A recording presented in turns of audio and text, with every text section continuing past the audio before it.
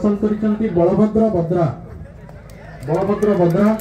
मु आग्रह करी ओडिया चलचित्र जगतर स्वनाम धन्य नायक भाई सब्यसाची को से पुरस्कार टी को मेडल टी को प्रदान करिवे एवं सर्टिफिकेट प्रदान करिवे।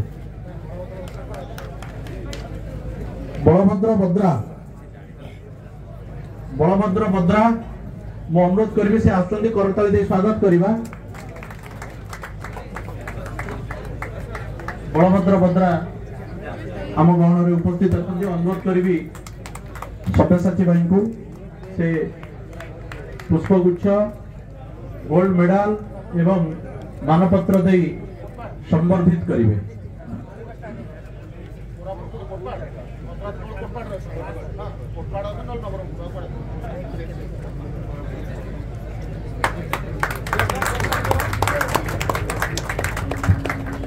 तृतीय स्थान हासिल करिसंती शुभम बेहेरा।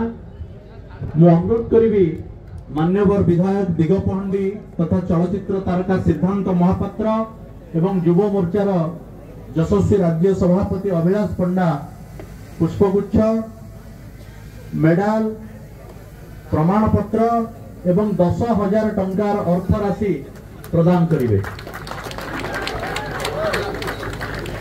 शुभम बेहेरा करताली दे स्वागत करिवा।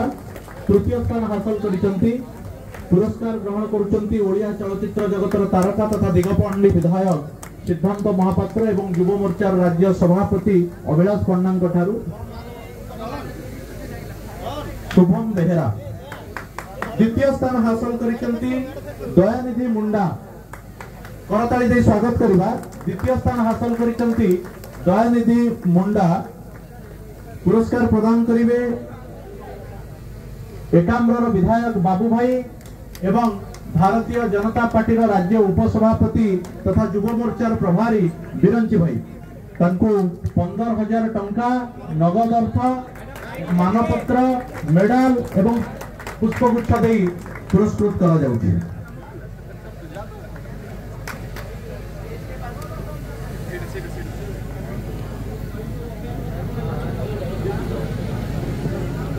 एवं वर्तमान ये गण दौड़ प्रथम स्थान हासिल करिथिबा अशोक दंडसेना पई करताली दे स्वागत करिबा।